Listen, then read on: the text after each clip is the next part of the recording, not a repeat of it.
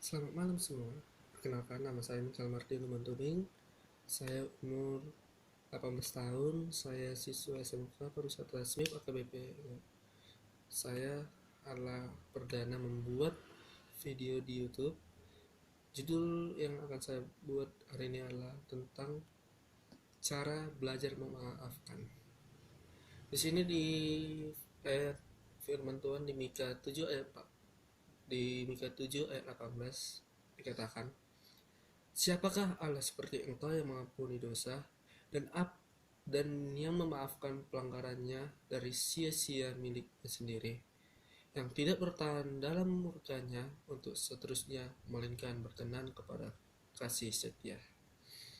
Ketika seseorang melakukan kesalahan kepada kita, apakah kita bisa langsung memaafkan atau justru membalasnya?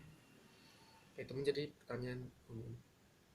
Sikap mau memaafkan hari-hari belakangan ini sangatlah sulit dilakukan, apalagi kesalahan yang diperbuat sangat fatal dan membekas di dalam sanubari kita.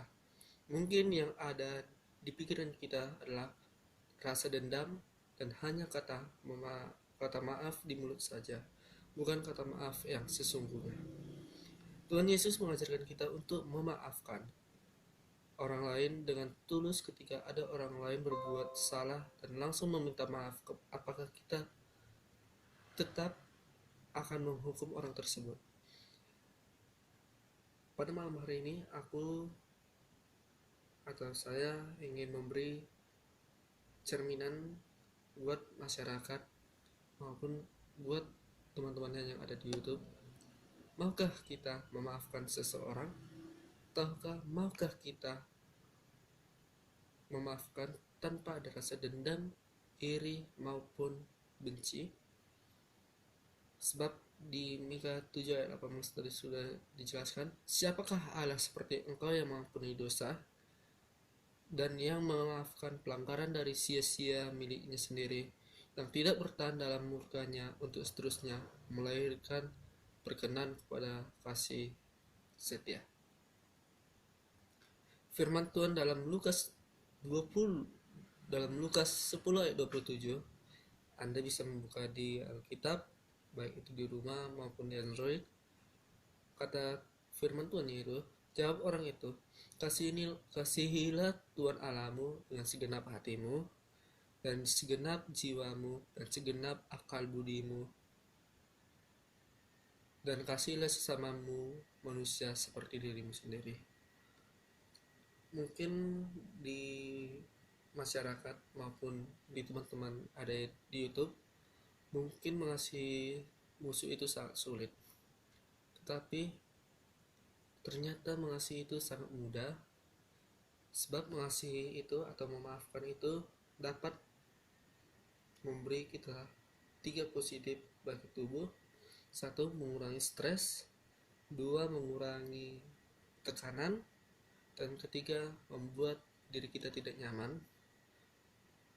Ketika ada permusuhan, pertengkaran maupun saling ejek-ejekan antar masyarakat, keluarga, teman maupun itu sahabat, itu marilah kita menciptakan keharmonisan, menciptakan kerinduan, menciptakan kerukunan, dan menciptakan kesucian hati kita.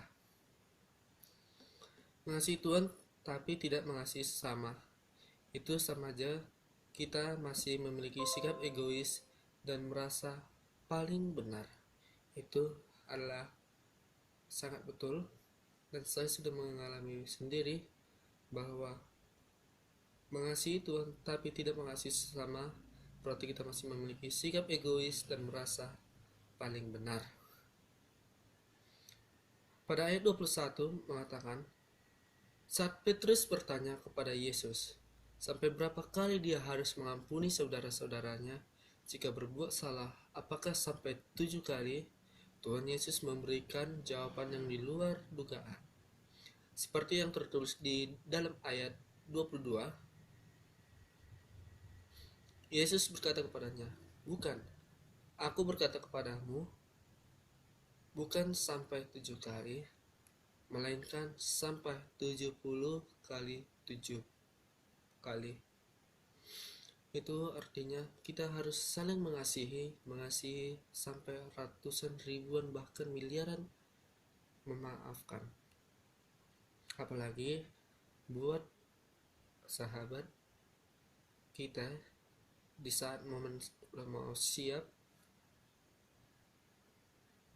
semoga di saat perpisahan nanti teman-teman yang ada di YouTube maupun yang ada di sekitar saya, marilah kita menciptakan kerukunan, perdamaian, dan hidup dalam kasih Tuhan.